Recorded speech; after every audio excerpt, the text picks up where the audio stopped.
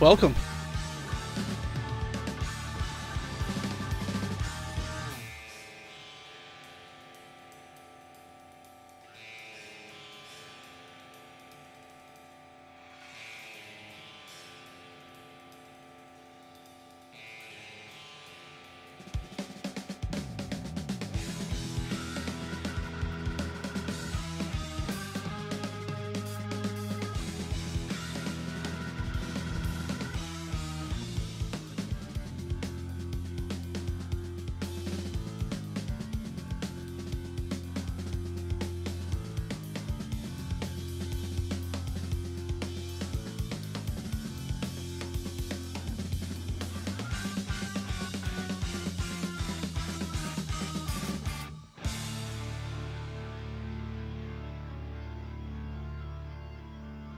Awesome.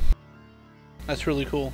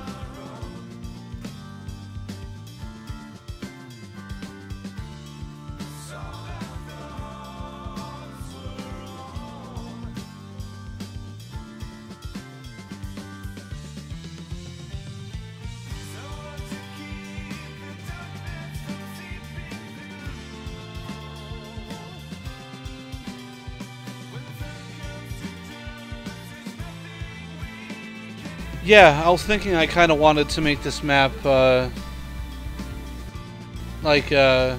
lightly affected by snow. Not completely snowed in.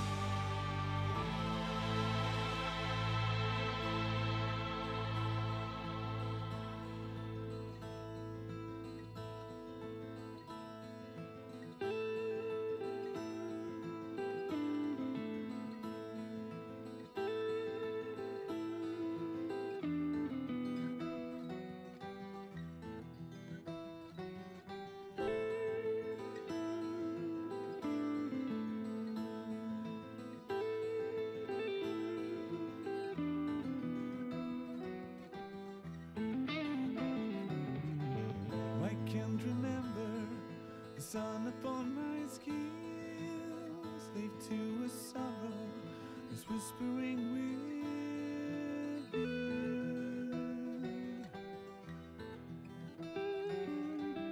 I'm always waiting for you before I sleep. There is no comfort in the distance that we keep.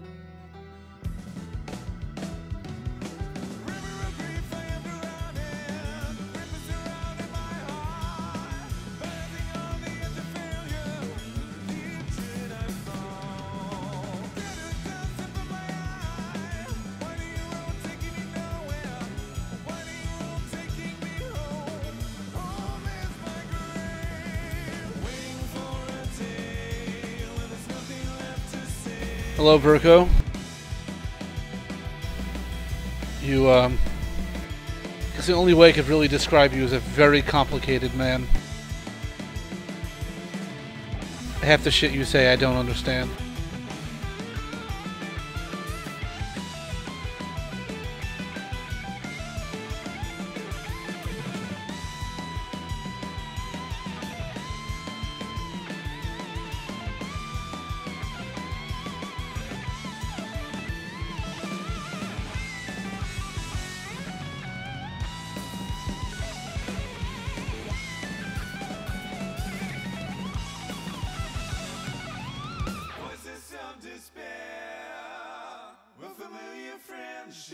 Society in your head holds the code of destruction.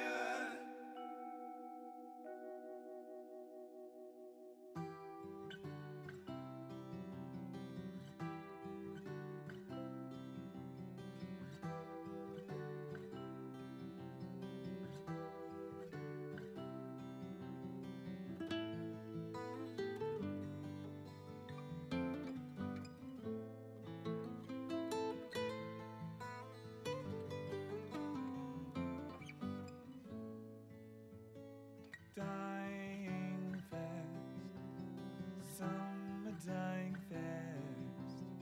This can't last, 'cause nothing ever lasts. When a forest of flesh, there's a need to sever myself away from happiness. I'm doing good.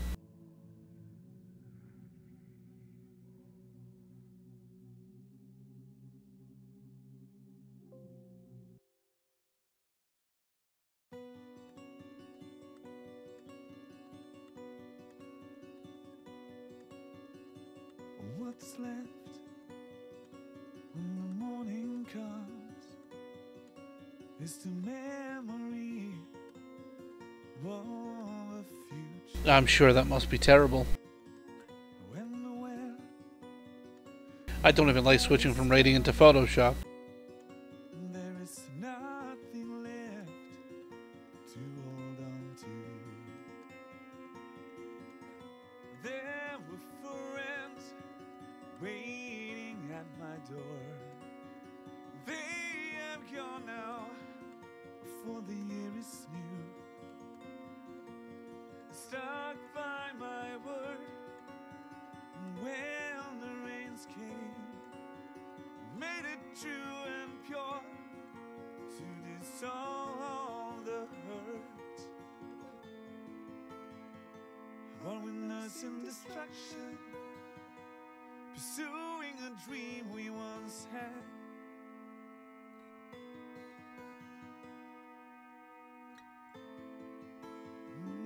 Was it our intention to follow this road till the end, even if the end is a world of sorrow?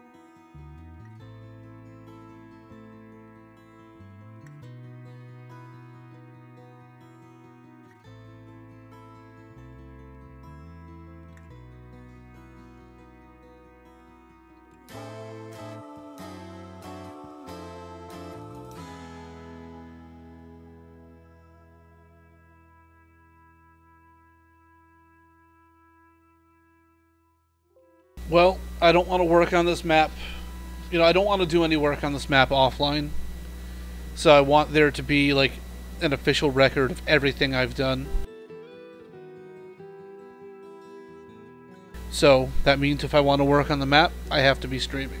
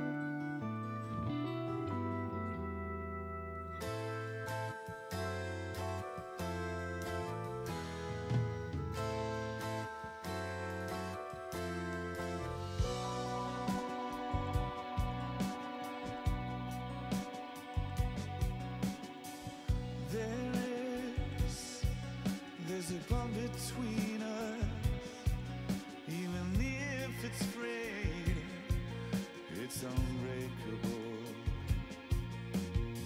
So I come for you always, and the welcome pain for a second belonging somewhere. There were times when I lost my way, with hope pouring from my soul, shelter from the sun. Don't want to bear my scars for you.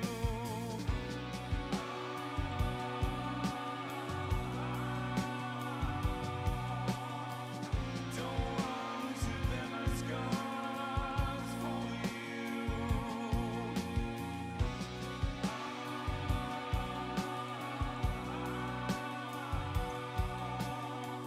Don't want to bear my scars for you.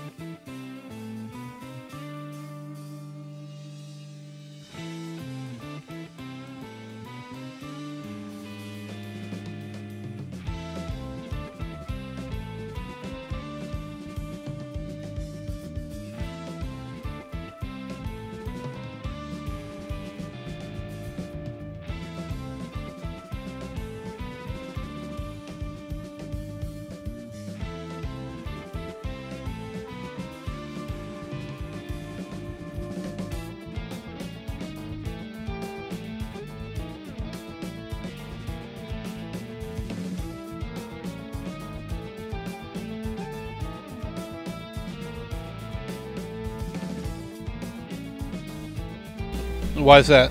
Why change the name?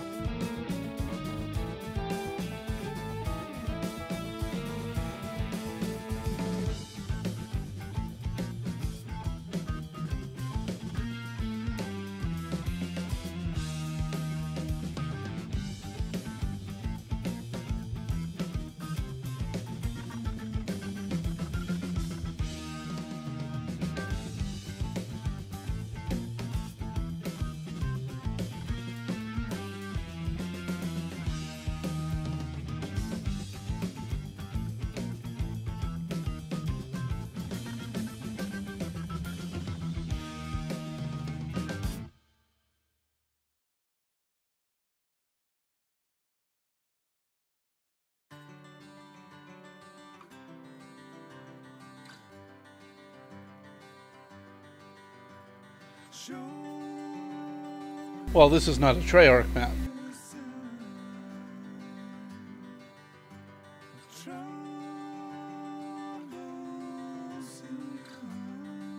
This meaning meadow. It makes it feel like an official map.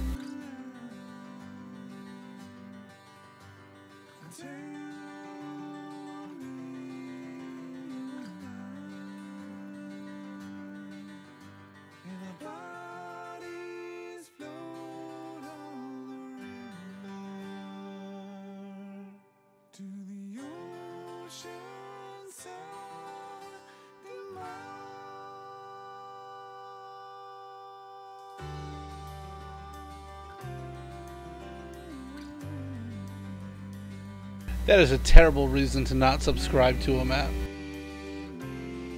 Because it's not all in caps.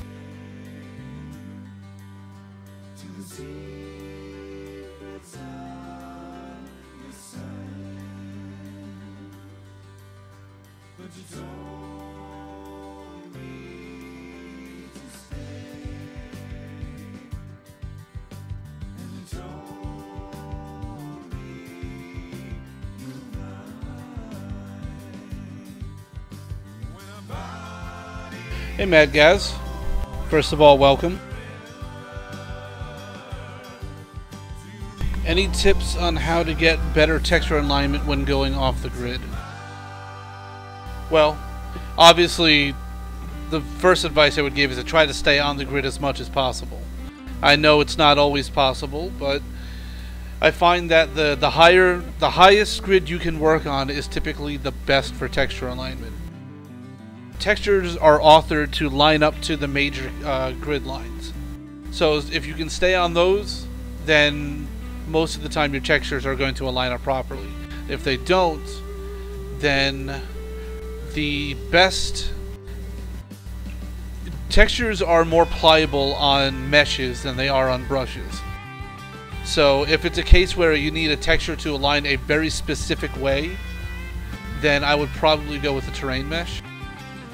If you had a specific example of something, then I could probably show you how I would do it. But if you're just looking for, you know, advice in general, I guess that's it. If it's pretty complicated geo and it needs to have very specific texturing or mapping on it, then you're probably better off going with the terrain mesh, making it weapon clip, and then manually clipping it with just regular clip. Or material clip. No one would care. Don't care.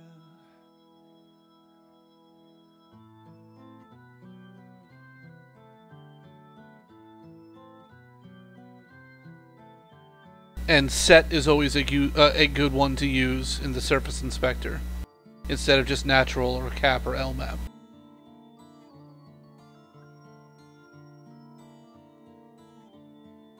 Do you understand how set works? If not, I can show you. I'll give you a quick example of how set works. There's nothing to share. Waiting for no one. No one is there to care.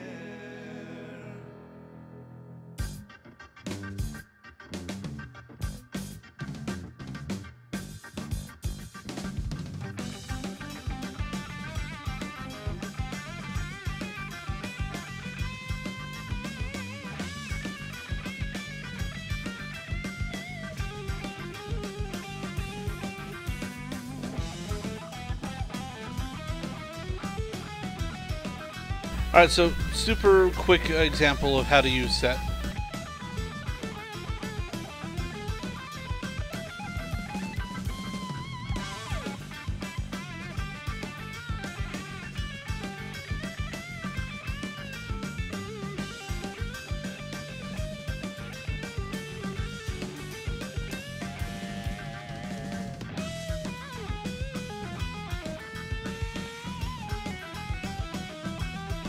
So, just first things first, as I said before, when building something, it's always best to stick to the major grid, these bold lines, because when you stick to the major grid, see, all I had to do was apply the texture and everything lines up perfectly.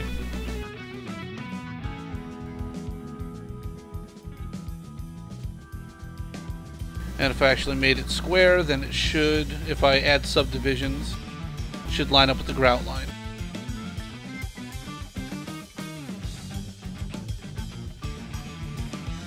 Okay, so set.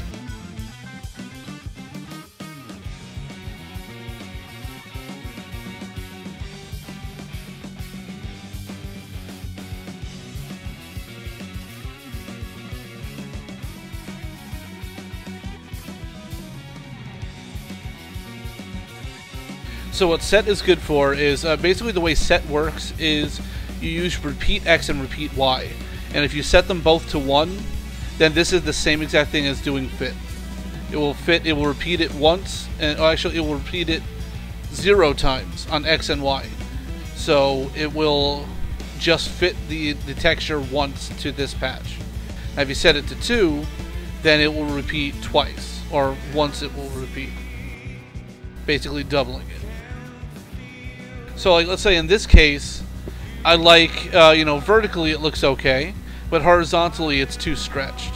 So you could do that independently by adjusting the X. So if I change that to 4 and hit set, what that did was it tiled it 4 times horizontally, the X, and only tiled it twice vertically, the Y.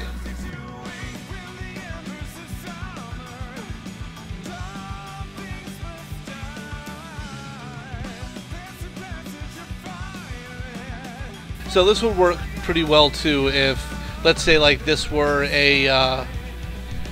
like a curved wall or something like that, where natural or LMAP or cap might stretch it. Set will work pretty well for that.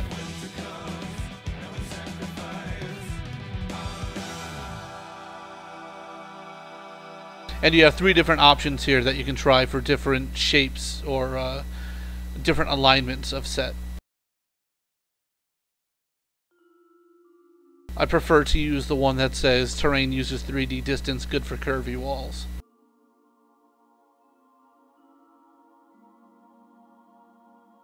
But as you can see here, it did exactly what I needed it to do.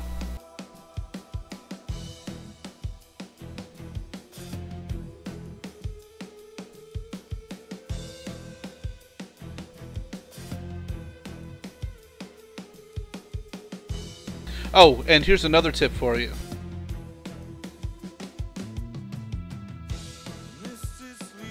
So right now, if I duplicate this mesh on a corner like this, because I use set and it's on the major grid, this is going to align perfectly.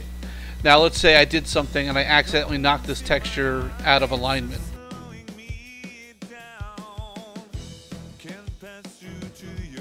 Oh fuck, it's all fucked up now. What you can do is use forward wrap. Now, the catch to forward wrap is that the geo needs to be aligned. They need to have equal subdivisions, and they need to be aligned like this. The texture does not matter. It's just the geo itself needs to be aligned.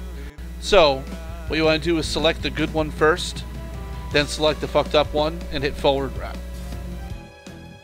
And that will continue that will continue to tile from the good one to the bad one around the corner.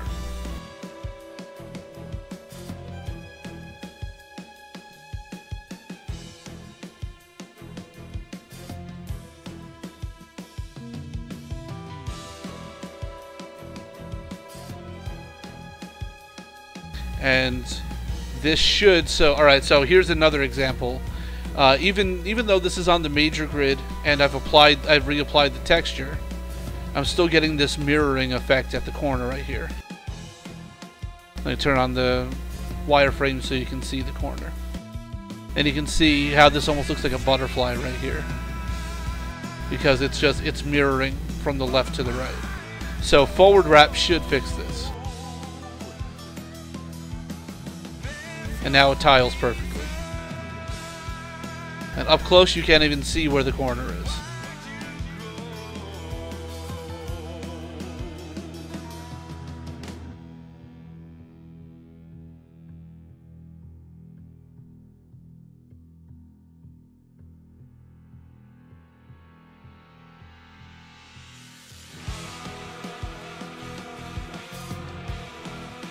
And actually, I'm sorry, one more tip about using set. Use something with more defined lines, like, alright, something like this wood.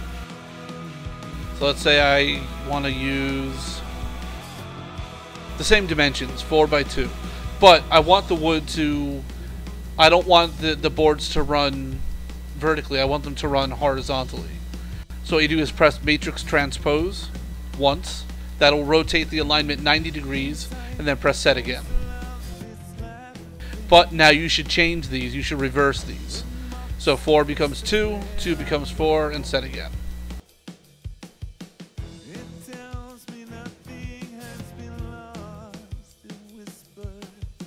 Pretty cool trick.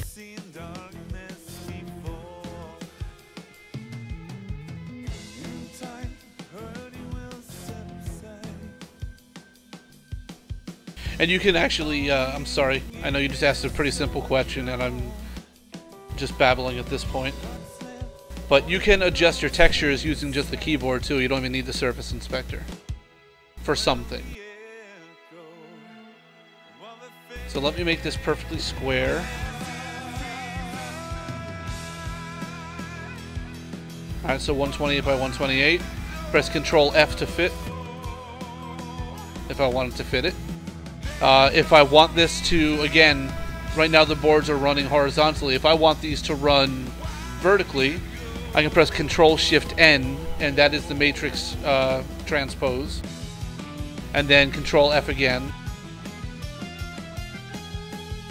Oh, wait a second. There we go. Or even better, you can rotate by pressing Control and the arrow keys. But you want to be on the 32 grid to do that.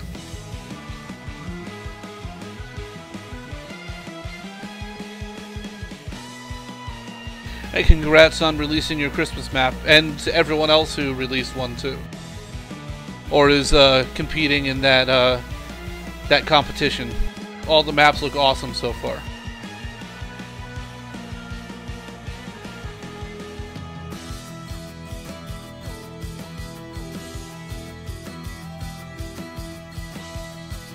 So yeah, never be embarrassed to ask for help or ask for different ways of doing things. There's never any shame in asking for advice or anything. I ask people all the time for their methods on doing things, and I'm constantly learning from other people.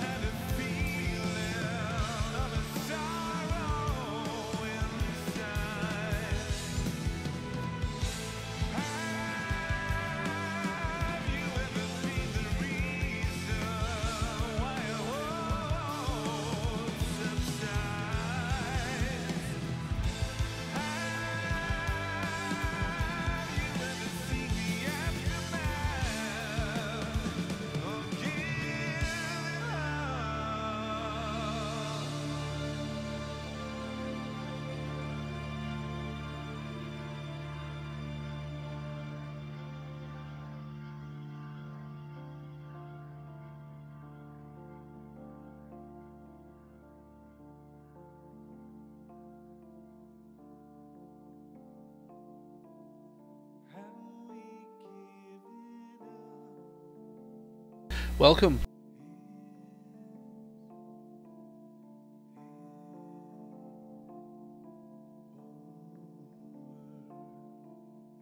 Have you given up? This winter, hiding in your heart.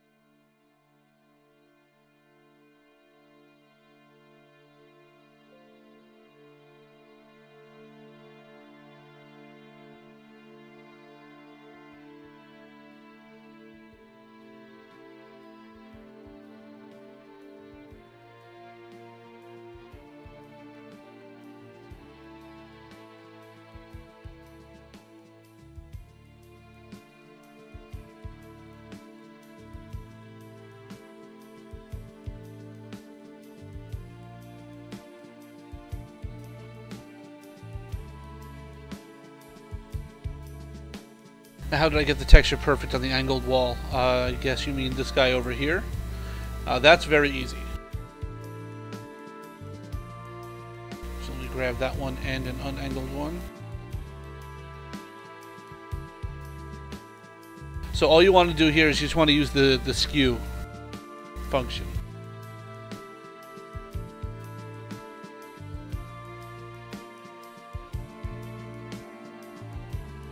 So what you want to do is out here, you want to hold control, left click and drag it down, and the texture will follow with it.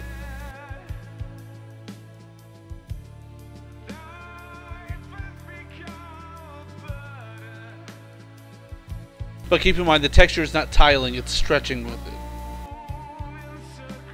So if your texture looks bad after you've done this, then you may want to turn this into a terrain mesh and then try to retexture it.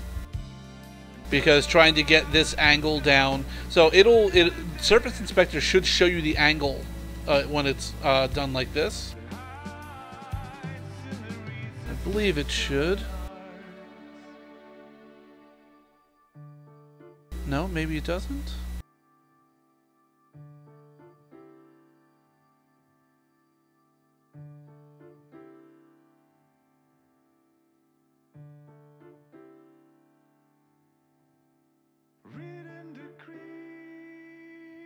Okay, there it is. There's the angle. Now, the tricky thing is, set does not work on... It will not obey the angle, the rotation, on a brush. If you were to turn this into... Let's say I were to grab this face and turn this to a terrain mesh.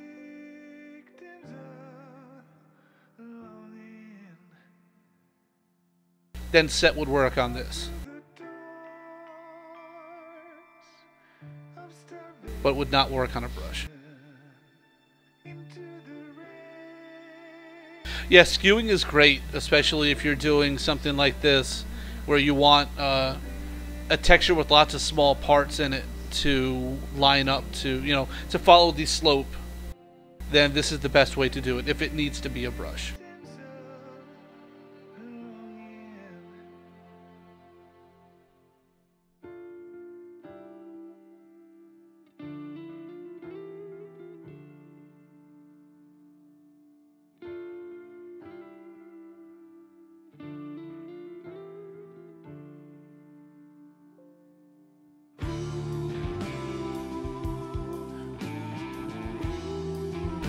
Yeah, that would work great for wooden beams too.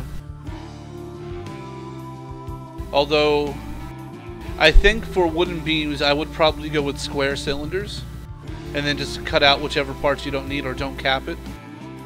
For example, I just did this little retaining wall earlier today. and I started. It's just a square cylinder that I just cut the bottom face out.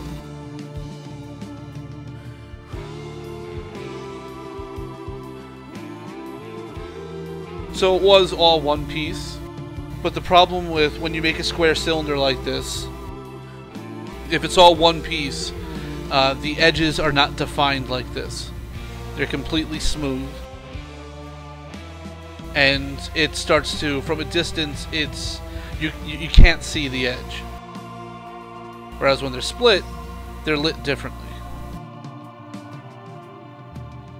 Gives it a harder edge. So if this were a case where you wanted this to be a very soft and smooth edge, then it would probably be beneficial to weld them together.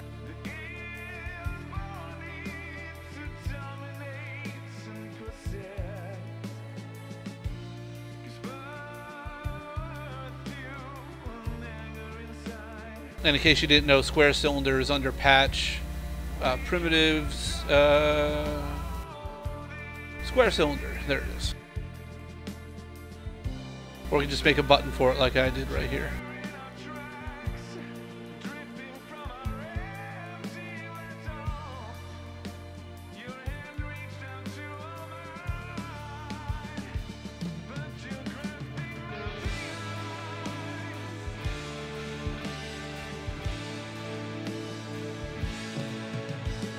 You guys can ask these kind of questions all day long. I love answering this stuff.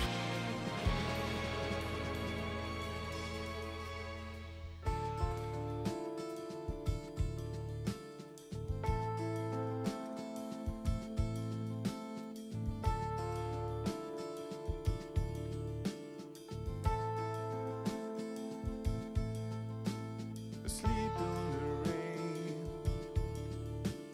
shadows again. The ghost in my head has forgiven me, lifted his curse upon me.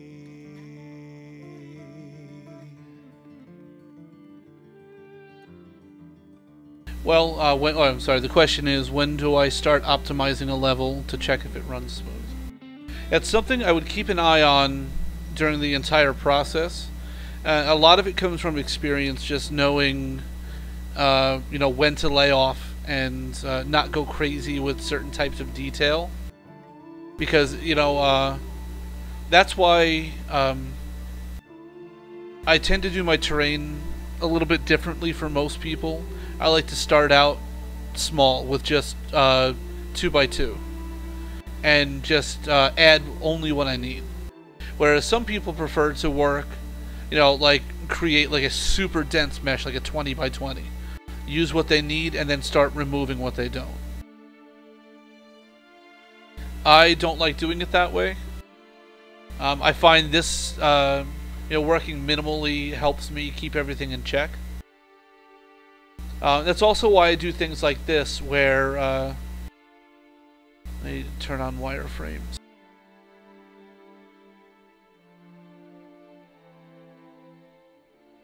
Okay, so here is the outline of the this was a curve patch that I made, and as you can see, it's very dense. It's nice and smooth, but I don't need all of these triangles here. After, as a matter of fact, I could optimize this a lot more, and I probably will. But that's why I did not continue the this level of density into these meshes down here. So I start welding them all into a single point to get rid of these extra ones to receive a smaller terrain mesh.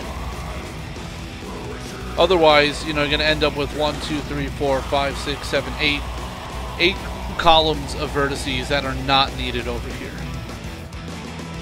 Only use what you really need. You don't get extra points for using extra verts. It's just going to bog your map down. It's going to make it harder to make adjustments. You're going to be rendering more triangles. More triangles means lower FPS. So it's things like this to keep in mind.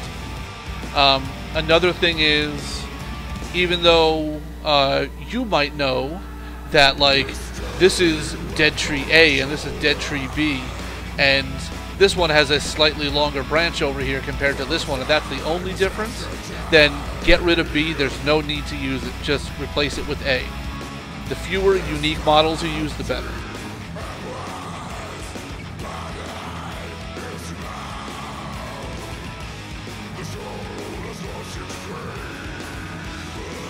So, to go back to your original question, when do I start optimizing?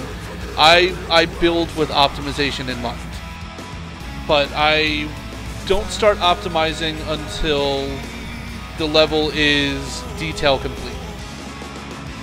So it basically means once everything is in and functional, feature-wise, I could release the map. It's done.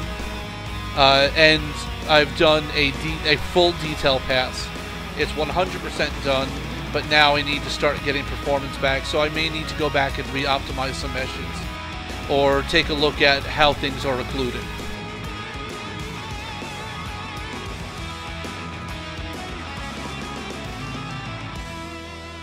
What are the trees I'm using here? These guys that I'm using most commonly right here. I'll paste the name into the chat. It's just a pine tree. A dead pine tree.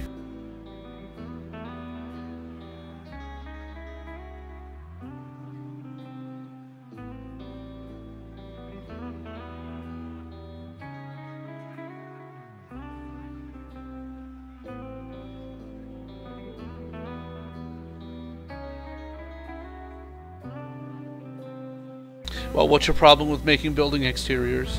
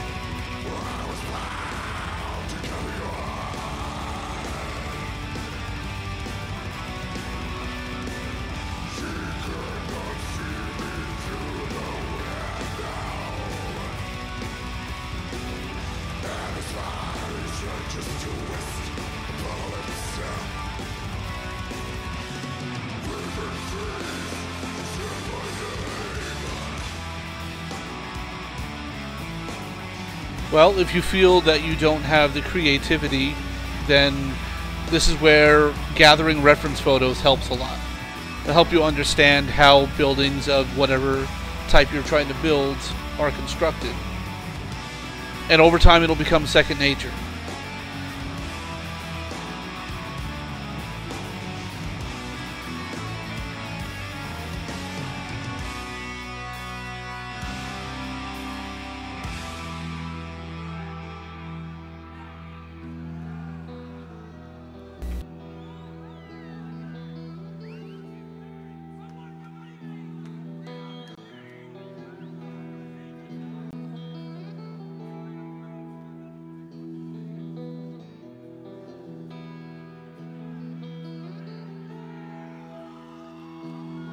There is no downside. There's really nothing negative to looking at reference photos. It doesn't mean you're not creative. It just means you're trying to further your knowledge in construction. And as a level designer, there's absolutely nothing wrong with that. As a matter of fact, you should be pushing in that direction.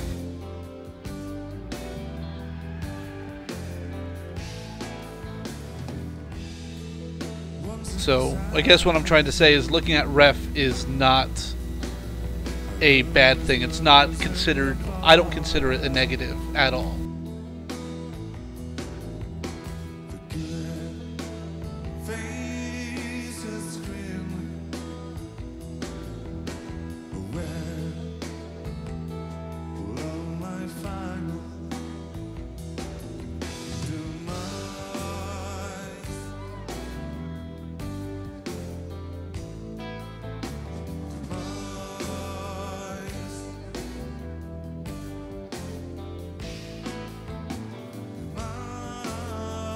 No, I have not had a chance to take a look at Pure Ref yet.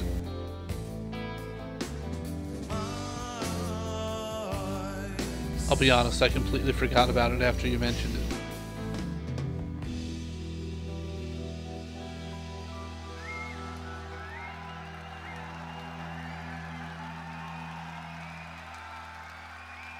I'm gonna do like some kind of archway over here. It's like a nice stone archway.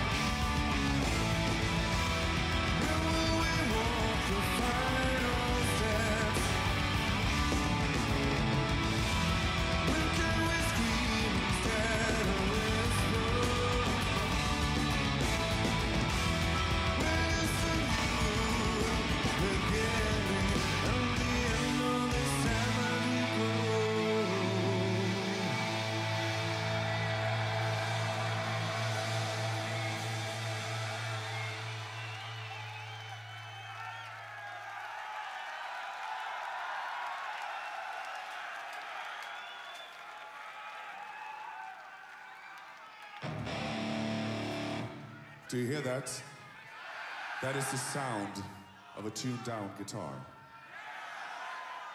We're gonna play a song from our latest, whatever it is, record. It's called Ghost Reveries. Please enjoy this one.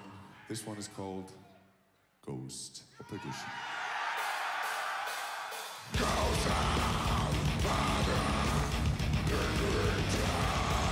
How does the environment get snowing? I have to add snow effects. I don't have them all over the map. I just threw in a couple in some places. Like over here, you'll notice some snow falling. Just right click in any space, blank space up here, and go to FX browser. And just type in any keywords you're looking for. Then you just drag and drop into the space.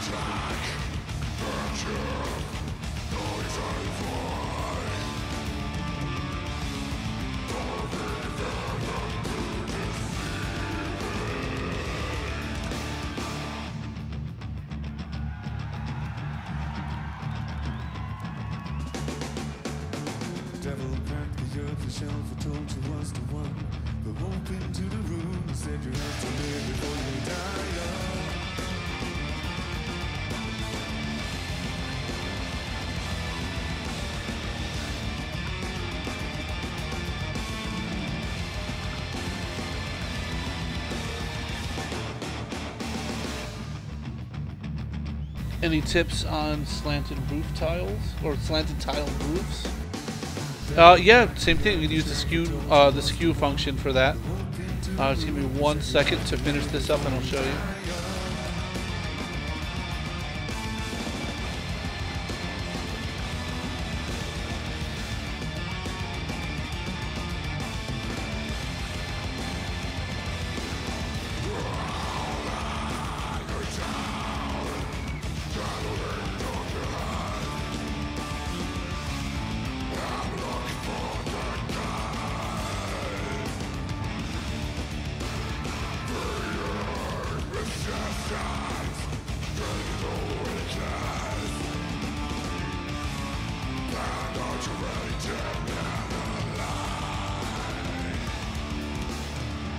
Rode into the dark unaware, winding ever. Okay, so here you have the front part of your building, and you want to make a slanted roof. Just use this wood slat texture for now. Keep it small, like 40 units, and then you hold control, left click and drag to skew it. Switch back to your front or your top view. Stretch it out to the length of your house. You have to check the texture alignment because it will stretch. Reapply, duplicate, or you could. So here you could either do Shift D twice to mirror it,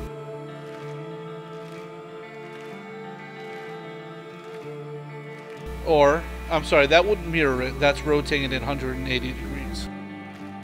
If you wanted to actually mirror it, you would press this button here, the flip X. No, that's not doing anything. Okay, never mind then. Alright, so then anyway, Shift D twice. Move it into place, reapply texture, and that's it. Slanted roof.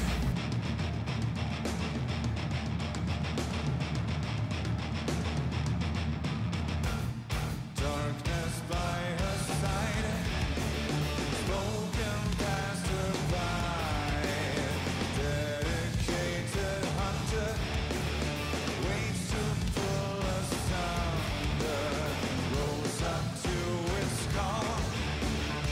We're trimming it and making it look not so flat. Okay, let's see.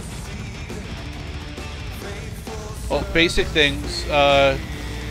Roof never sits flush with the wall, so always overhang a little bit, maybe like 8 or 16 units, depending on your style of house.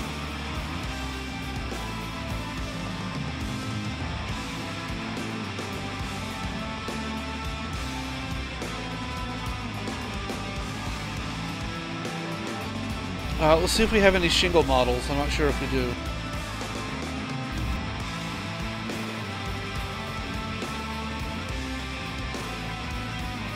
No, no shingles.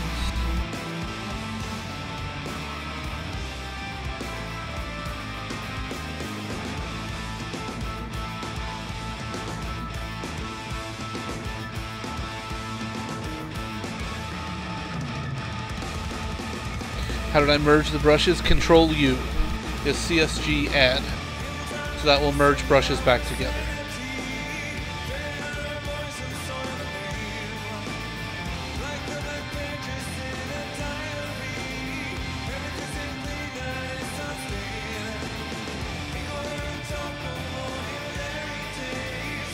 Okay, we got some roof. Well, I don't know if this would actually be useful, but no problem.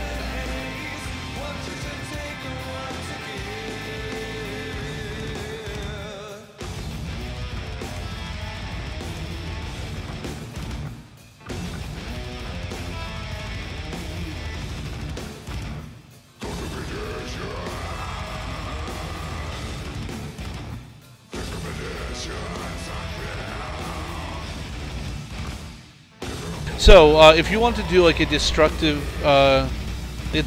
pass like this, you can easily do this with Gia. You just have to look at how would you break it up. And the best thing you do is make like little kits, make prefabs of stuff like this. Make single tiles, then take those single tiles and make little sections that are broken and rotated and stuck together. Make prefabs of those. And then pepper those throughout the roof, and you end up with something very similar like this.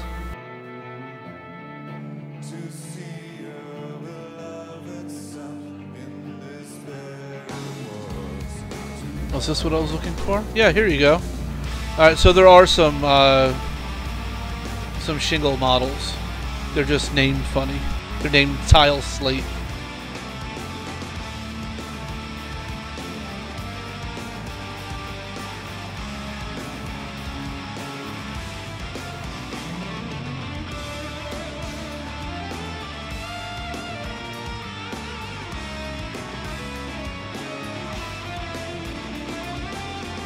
Well, it's not letting me paste the name in.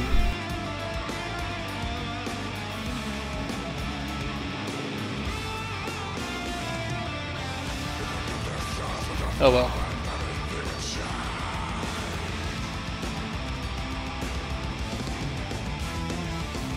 So yeah, there you go. Look for tile slate. You could just type in tile space slate.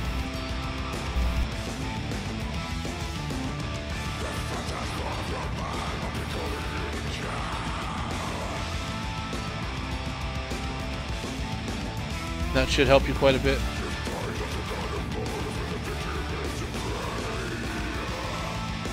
Yeah, I mean, you would think that, you know, if you're looking for roof sections, either be named roof or, you know, shingle or something like that. Point is, it exists. It is there.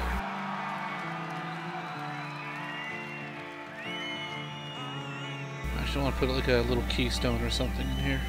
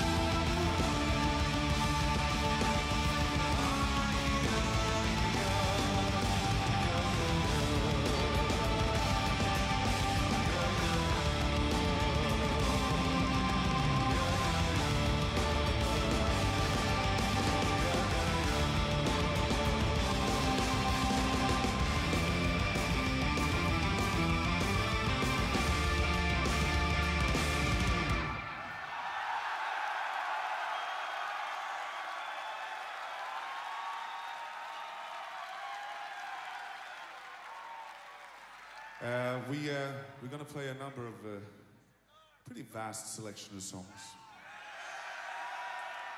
Don't get too excited. It's not gonna be like 3 hours. You know, it's just gonna be like pretty much like ordinary fucking gig, like any gig. But we pulled out a few songs from our past that we haven't played that often. We're actually gonna play one of them now. So let's see if you dig this. It's from the first ever record that we did.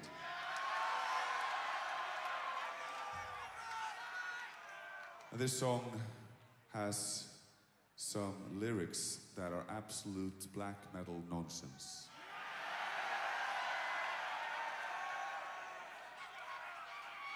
Just listen to the title and enjoy the song, Under the Weeping Moon. Thank you.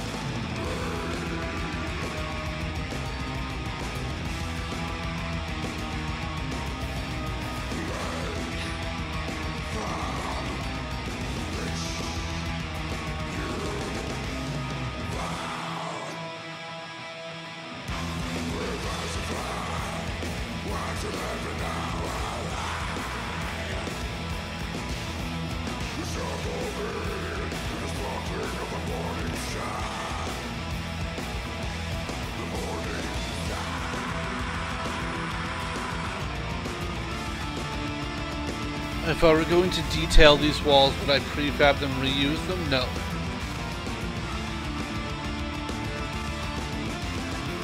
So let's say we're looking at this little building here.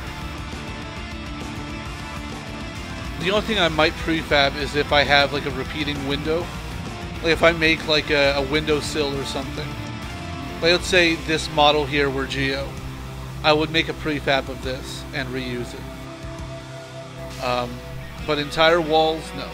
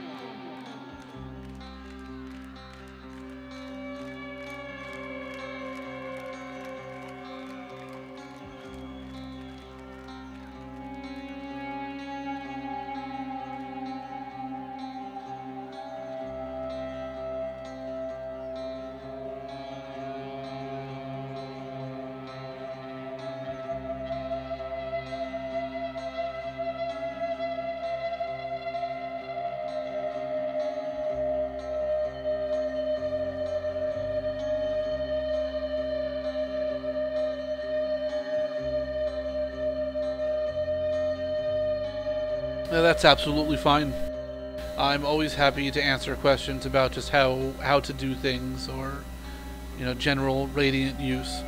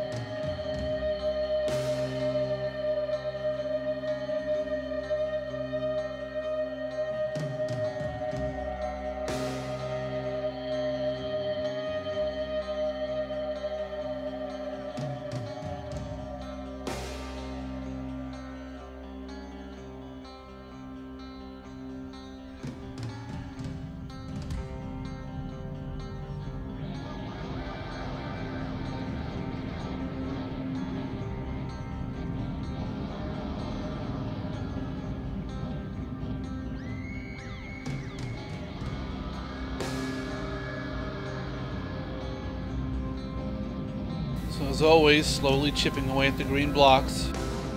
Even fewer left now.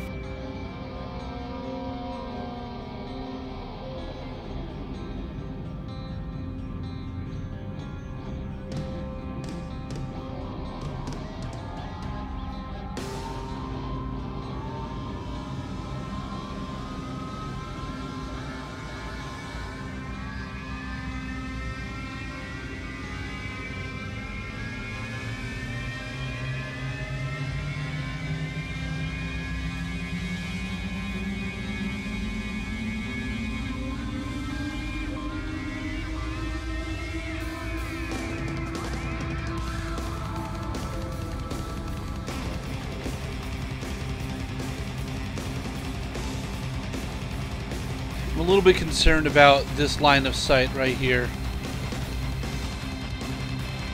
It's pretty big. Might have to offset this mausoleum a bit to block that view, or break that line of sight.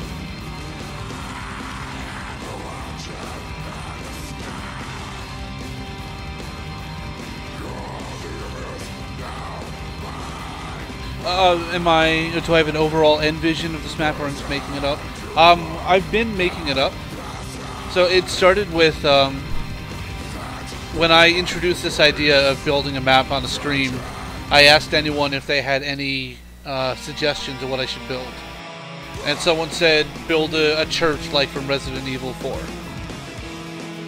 So that was a bit of a challenge because I've played Resident Evil 4 countless times, and I know that church and the surrounding environment very well.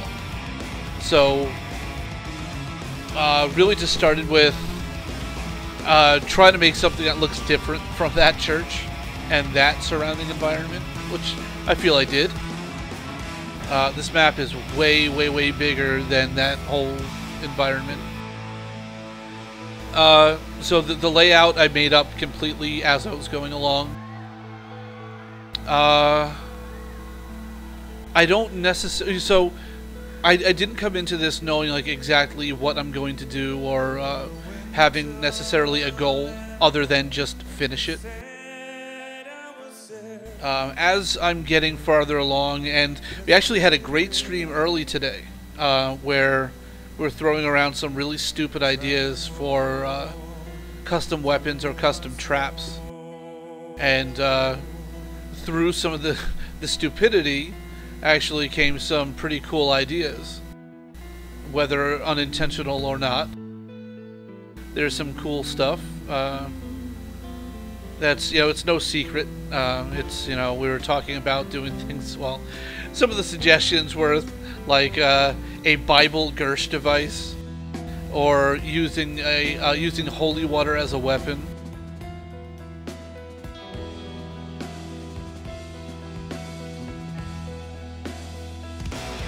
So some ideas are starting to come together. For example, just having something as simple as this this little obelisk here.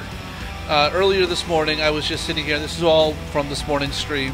I was sitting here looking at this and thinking, this rock formation is begging for something to be sitting on top, some kind of big dominating shape. And I just found the obelisk and I threw it up there. So I thought, that looks awesome. And later on, when we started talking about what to do with more stuff, I started thinking, wouldn't it be cool if there's a few of these around the map? Maybe this is the most easily visible one, but there's a few more, and you have to charge them up. And then there would be one central point where after they're all charged up, you go there and you pay a certain amount of points to basically kill everything in the map and progress to the next round, and then have a 1 round cooldown, so you can't just keep using it. Or maybe the price goes up like 5,000 points each time you use it, just to prevent spamming. So then the idea became, hey, we've got this water fountain, like this old broken water fountain here, put like a giant crucifix on it, and make this like, this thing, have all these obelisks connected by wires, and this will be the thing you walk up to and press F to use, spend 1,000 points. And this thing would, send out an electric pulse to each one of these obelisks around the map and basically shock every zombie. Either shock or, blow them up or something. Basically the equivalent of getting a nuke power-up.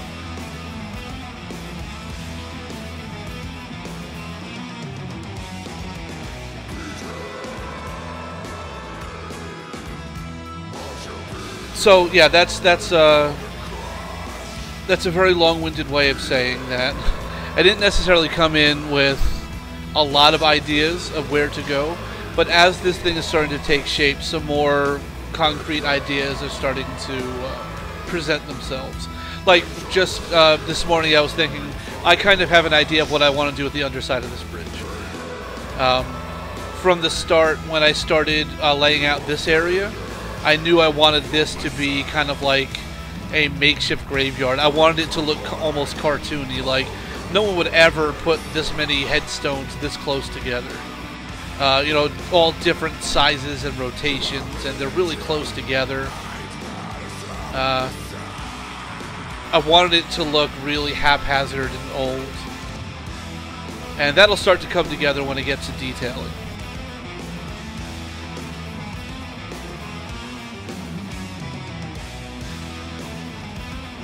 So yeah, short version is making it up as I'm going along. Cool ideas are starting to come.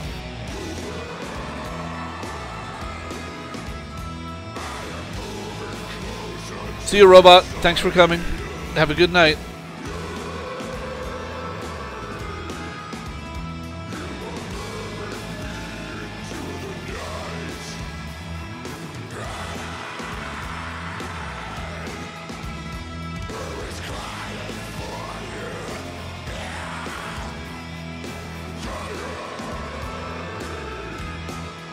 Hey, Mad Gaz, I just read your second comment. Don't sell yourself short. You know, you're doing awesome work. You know, it's good to be critical of yourself, so you don't become stagnant. But at the same time, you know, accept some of the praise you get. Allow yourself to be proud of what you've done. Even if, you know, the next map you make, you feel, oh, this one is so much better than the last one. It's all about progress. It's all about learning, growing.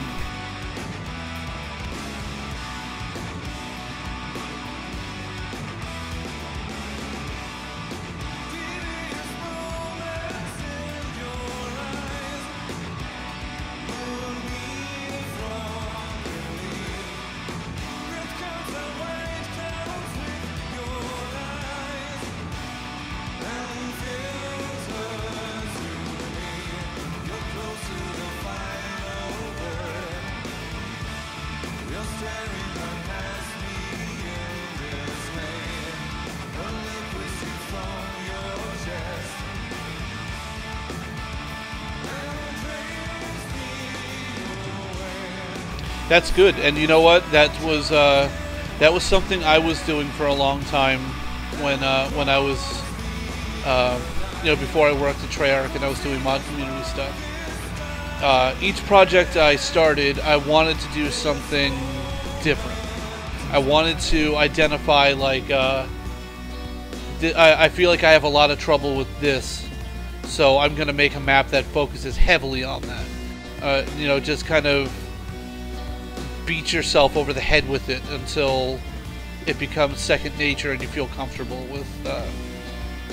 with whatever it is you're having trouble with. Like for me, a big problem I had was city maps. I wanted to make like a really nice city layout, and I just, every time I would start to do it, I'm just like, you know, I need a new method. This is not working.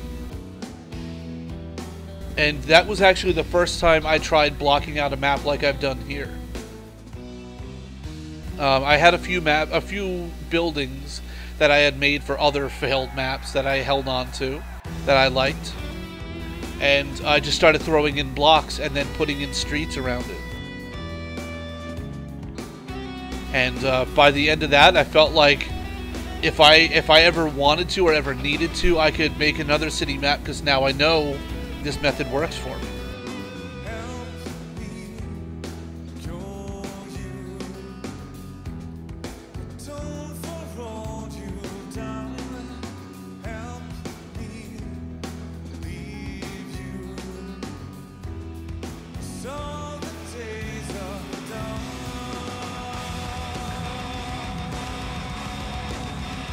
Like, I would love to go back and redo some of my old stuff.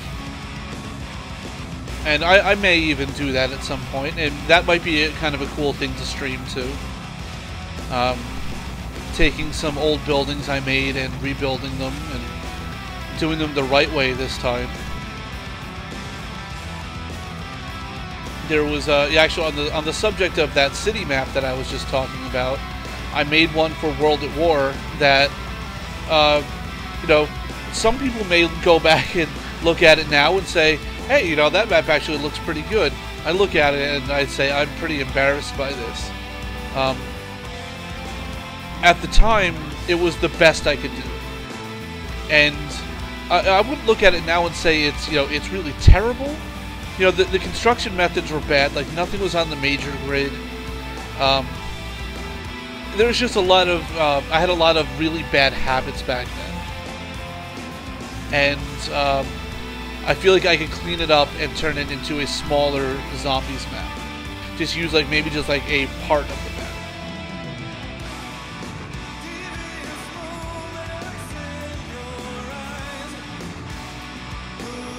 Yes, before Black Ops 3, I did pretty much exclusively multiplayer maps.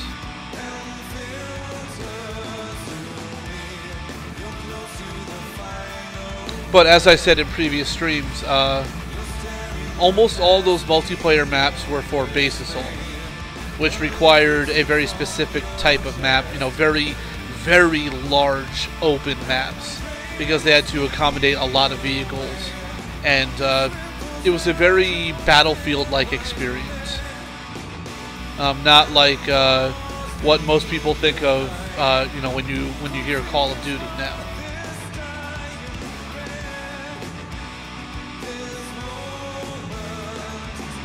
So I did some, you know, traditional game type MP map for World at War. I did a lot of remakes of old Call of Duty maps, like old, like original Call of Duty maps.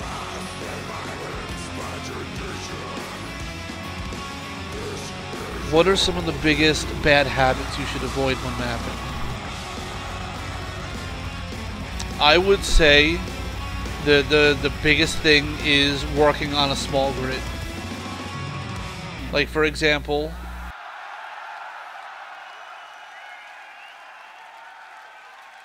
Thank you very, very much. if I were going to lay out a house, like, you know, say the size, just like the rough size of a house, I'm on grid 32 right now. So this is a nice big grid. It's lined up to the major grid.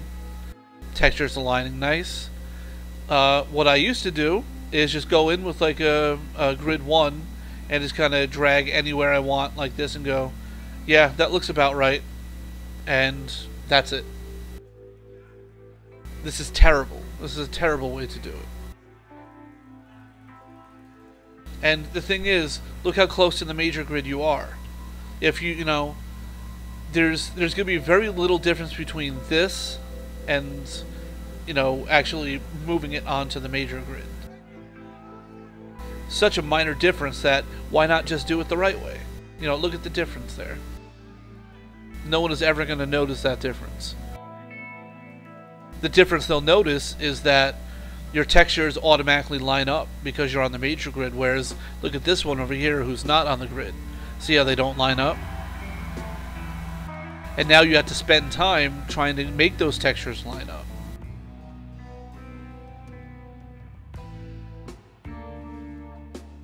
So 32 I found is a good one to work on. Now the only downside to 32 is that you can't make 8 unit brushes. You're starting at 32.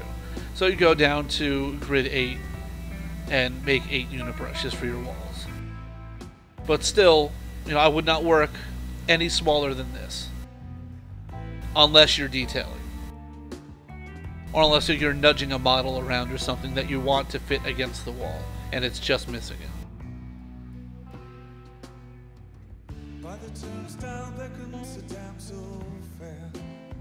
So that's an important one.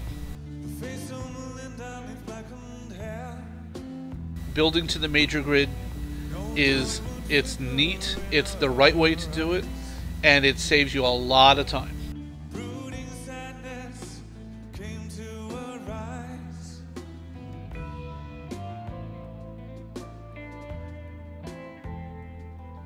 Visleaf used to be a much bigger problem back in UO. Like back when lighting was still OpenGL. That used to be a pretty big issue. I don't think I've actually seen that error or any warnings for it in Call of Duty since COD 1 and UO.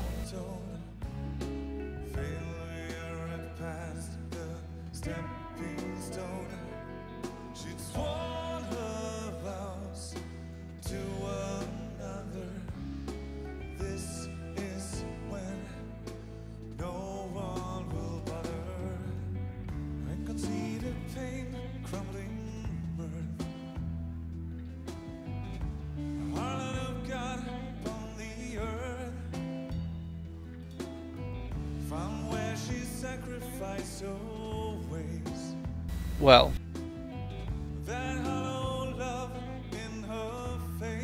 speaking personally, and again, I cannot stress that enough, speaking personally, to me, it doesn't seem that Valve is a game development studio anymore. They seem more like a store. And that's really unfortunate. You know, they're sitting on some of the biggest game franchises in the world and doing nothing with them. And this is just the angry fanboy in me. Because I love Half-Life, I love Portal, I love Left 4 Dead. And it sucks that, you know, they're capable of doing great things. But instead they're making fucking card games and Dota 2 and CSGO.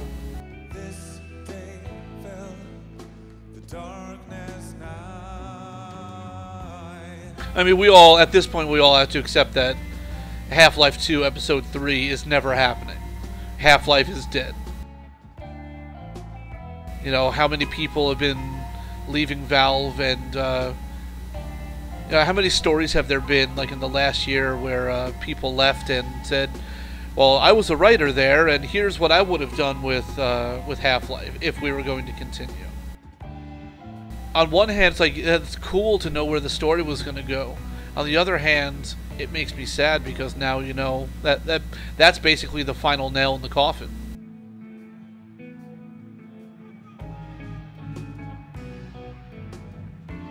I mean, it's awesome that they, you know, there's still modders out there who are, like, you know, remaking, like, the mod team that remade Black Mesa. Or, you know, people who are, like, remaking Half-Life 2, or, you know, doing their own version of what Episode 3 would have been.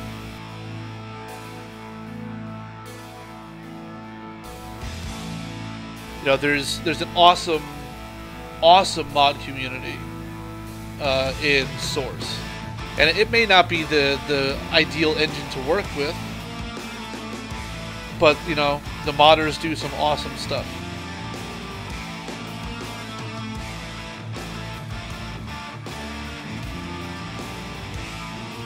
And you know what? I think out of all of those games I was just bitching about, I want Portal more than anything. Portal is just so much fun. About once a year I play through Portal and 1 and 2. That's I have a list of games that I need to play at least once a year. That's like Portal 1 and 2, Half-Life 2, Silent Hill 2, lots of 2s.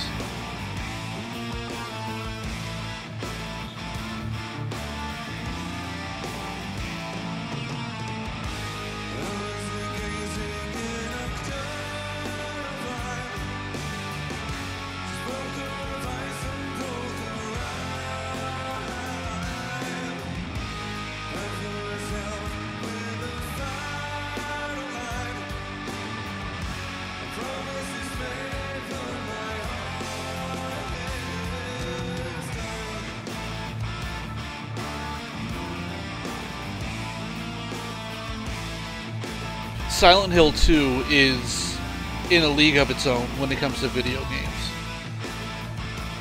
There is just, they struck gold.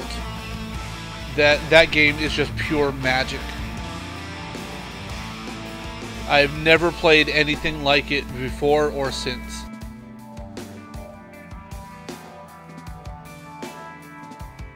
That game is... it's beautiful, it's tragic, and it's terrifying. Even still now, all these years later, you know, even with its goofy animations and some pretty bad voice acting, that all kind of adds to the charm of it. It kind of makes it feel more realistic. The awkward silence, like the lack of background music when characters are talking to each other.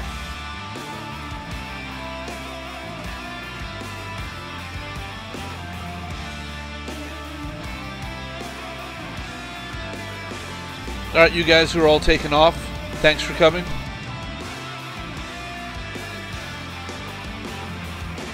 And hopefully I'll see you for tomorrow's stream.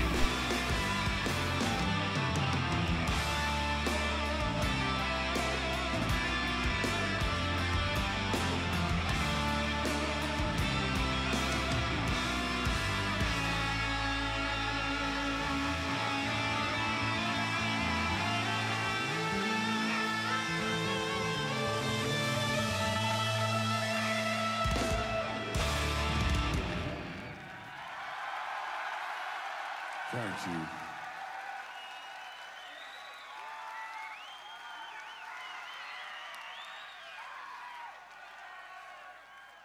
As we started out, we were signed to a label here in the UK called Candlelight Records by Mr. Lee Barry himself. Thank you, Lee.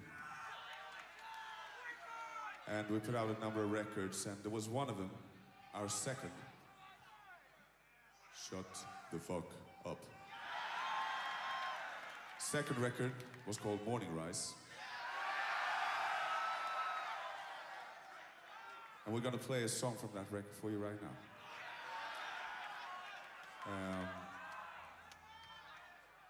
We were quite pretentious in those days. I brought a lute to the recording session. Well, okay guys, I'm starting to get very tired now, so I think I'm gonna stop it here. It was never used. And I'm hoping to The song was stream... recorded nevertheless. Oh, I'm hoping to stream sometime tomorrow, maybe like around noon or late noon. Please enjoy this one. It's a doomy song called... I do have some things I need to take care of tomorrow morning. So as always, thank you guys, thank all of you for showing up tonight.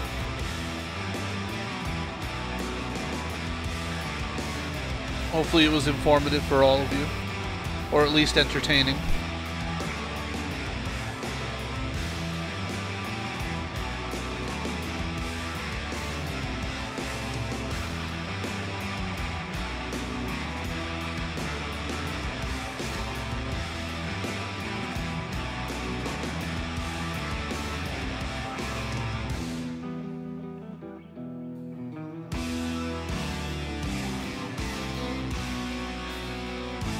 Alright guys, have a good one, and I'll see you next time.